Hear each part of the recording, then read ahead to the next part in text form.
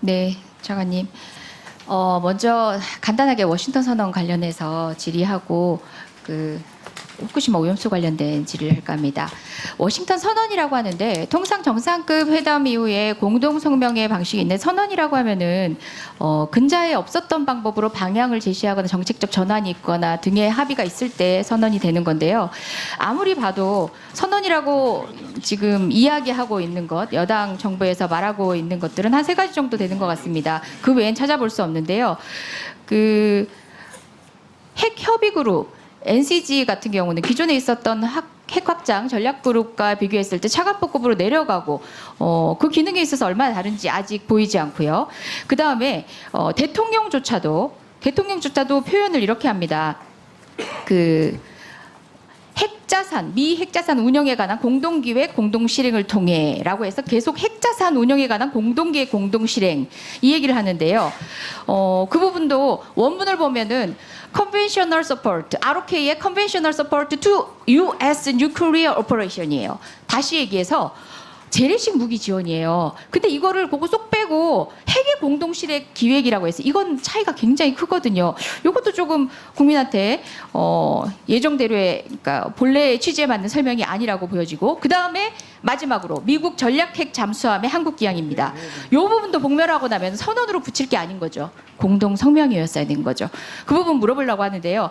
지금 조금 전 우리 여당 의원님께서 얘기한 것처럼 5회급 잠수함에 결국은 이제 역대급의 어떤 전력을 가진 핵 잠수함이 전략핵 잠수함이 한국이 기항을 하는 겁니다. 자, 전략핵 잠수함에 실리는 SLBM 사정거리가 얼마나 됩니까? 아십니까? 사정거리요? 네. 사정거리는 제가 잘 모르겠습니다. 네. 12,000입니다. 최소로 따진다고 하더라도 4,5천이 넘습니다. 자, 그러면은 지금 전략핵 잠수함 북한을 겨냥한 겁니까? 그럴 것 같으면 저 멀리 있어야지 왜 한반도에 기항을 합니까? 대북 억지력이 아니라 사실상 중국과 러시아를 겨냥한 것으로 볼 수밖에 없는 상황입니다. 그리고 무엇보다도 그 전략핵 잠수함 같은 경우는 은밀성을 기본으로 합니다. 핵심입니다. 사실상 1차 공격 후에 보복 공격에 적합한 무기 체계인데요. 그런 무기 체계가 한반도에 온다는 걸 노출하면서 우리에게 어떤 도움이 되나요? 지금 미국의 전략핵 잠수함 한국 기항을 자랑하고 있는 것 자체가 무기를 웬만큼 아는 군대를 갔다 오지 않은 저조차도 일반 국민들도 이것이 얼마나 요행수로 성과를 홍보하는 것인지 너무나 다 잘 알고 있습니다. 그래서 워싱턴 선언은 공동 성명으로 이름 붙이는 게 마땅한 저희가 새겨볼 만한 성과가 없는 것 같습니다. 나중에 모아서 다음 답변할 때 마저 답변해 주시기 바랍니다. 자, 먼저 외교부 숙제 검사하겠습니다. 제가 지난 2월 회의 당시에 도쿄전력이 제3자 분석을 위해서 의뢰한 주식회사 화연의 능력에 대해서 지적을 했습니다. 그랬더니 흡사 일본 정부의 것처럼 답변을 하십니다. 아니 일부 핵종에 대해서만 국제표준화기구 인증을 받았다고 해서 분석 능력이 없다고 볼 수는 없다. 그까지는 오케이. 그러면 분석 능력이 있다고 보는 건 어떤 근거로 가능합니까? 했더니 확인 중에 있다 그랬습니다. 자, 다시 물었더니 지금도 필요한 자료를 요청하고 있답니다. 화연에 그 능력이 있는지 확인하겠다라고 했는데 일본에 되려 제가 했던 얘기를 반복하면서 아니 국제표준화기구 인증도 못 받은 기구한테 제3자 검증하면 어떡하란 말이야? 해야 할 외교부가 그렇다고 해서 능력이 없다고 볼 수 없다 하더니 관련된 능력이 있다는 자료에 대해서는 아직까지도 확인 중입니까? 내용 아십니까? 네, 그거는 저희가 1차로 요청해서 자료를 받았고요. 근데 그 자료가 조금 부족해서 2차로 지금 의원님 말씀하신 것처럼 이 기관이 과연 그런 그 맡겨진 미션을 제대로 수행할 수 있을지를 좀 더 검증할 수 있는 구체적인 자료를 네. 요청하고 있습니다. 네, 자료 요청 과정이 너무 길어요. 방류는 지금 굉장히 그래서 촉박하게 다가왔는데요. 네. 첫 번째 자료로서 확인할 수 없다는 얘기는 다시 말해서 아직까지는 화연은 마땅한 검증 기관으로 평가하지 않는다라고 해야 되는 거죠. 그 정도 내용이면 국민과 함께 공유하고 국회에 보고하고 관련된 부분에 대해서 적극적으로 문제 제기를 해야 될 외교부 아닌가요? 네, 언제까지 시간이 기다려줄지 모르겠습니다. 다음 넘겨주십시오. 지난 2월에 제가 이 부분도 이제 장관님께 질문을 한 내용입니다. 당초에 원전 오염수 측정 평가 대상 핵종을 64개에서 31개로 줄이는 것을 지적을 했을 때 우리 정부가 일본이 우리 측에 알려와서 자세히 토의했다 뭐 이런 식으로 또 일본 정부를 옹호하듯이 말을 했어요. 핵종 축소는 IAEA 요청에 따라서 재선정한 결과다 이렇게 얘기를 했는데 자. 그 당시에 31개로 줄인다고 외교부는 답변을 해서 사실 지금 물어보려고 그랬는데 지금 시간이 없을 것 같아서 이거 먼저 하겠습니다. 자, 31개로 줄인다고 답변을 해갖고 외교부도 그런 취지로 답변을 했습니다. 그런데 제가 살펴봤어요. 제가 물어본 건 지난 2월이에요. 올해 2월이에요. 작년 12월부터 4차례에 걸친 도쿄전력이 공개한 보충 자료 설명을 확인했더니 애초부터 31개가 아니라 심지어 7개 핵종을 선정해서 측정 평가를 하고 있었습니다.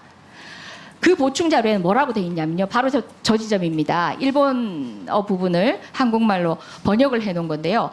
장시간이 소요되므로 폐로 작업을 지연시키지 않게 하기 위해서랍니다. 자, 아니 62개 핵종을 모두 분석하면 당초에는 정말 1000개가 넘는 핵종이었는데 장시간이 걸린다는 이유로 그렇게 했다랍니다. 이렇게 해서 제외된 7개 핵종에서 제외된 것을 보면요. 테크네튬 제일 위에 있는 겁니다.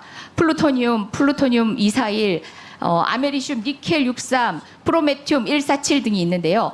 테크네튬 같은 경우는 반감기가 21만 년입니다. 프로토늄 239도 반감기가 24,100년입니다. 무시무시하죠. 이게 당초 64개 종에 포함됐을 때도 있었던 거고 31개로 축소했을 때도 포함된 핵종인데 단지 시간이 오래 걸린다는 이유로 제외시켰습니다. 이게 과학적 검증입니까? 그 의원님, 그 문제는 저희도 다시 확인을 했는데 당초 얘기한 대로 30개 핵종에 대해서 그 측정하고 있는 게 맞습니다. 예. 네, 지금 정부에서는 그렇게 이야기를 한다고 하는데 제가 확인한 자료에서는 그와 같습니다. 자, 또 하나 보겠습니다.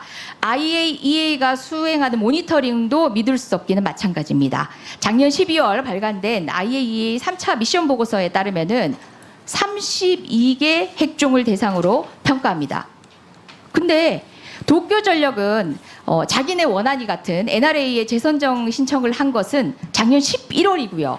그보다 이제 불과 한 달 앞선 거고요. 올해 2월에 돼서야 승인이 나서 32개 종으로 축소되는데 IAEA는 이미 축소된 기준으로 모니터링을 하고 있다는 거죠. 그거는 IAEA가 일본을 검증하는 게 아니라 일본의 지침을 받드는 것처럼 보입니다.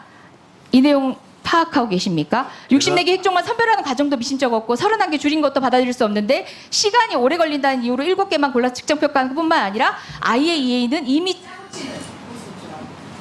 그렇게 줄인 핵종들을 먼저 평가 대상으로 줄여서 모니터링을 하고 있습니다. 그 내용 알고 계십니까? 네, 답변 드리겠습니다. 아까 말씀드린 것처럼 일본은 30개 핵종에 대해서 측정하고 있고요. 그다음에 일본의 경우에 30개 핵종만 그 30개 핵종에 대해서 원자력 규제위원회에 23년 2월에 신청을 했고 아직도 심의 중입니다. 그러니까 일본도 아직 30개 핵종만 할지에 대해서 결정이 안 난 상태입니다. 그러니까는 일본의 지시를 받아서 IAEA도 30개만 한다는 건 앞뒤가 좀 안 맞는 것 같습니다. 제가 보기에는. IAEA 모니터링이 31개로 지난해부터 이루어집니다. 그건 저도 잘 모르겠어요. 제가 한번 확인해서 다시 설명드리도록 하겠습니다, 의원님께.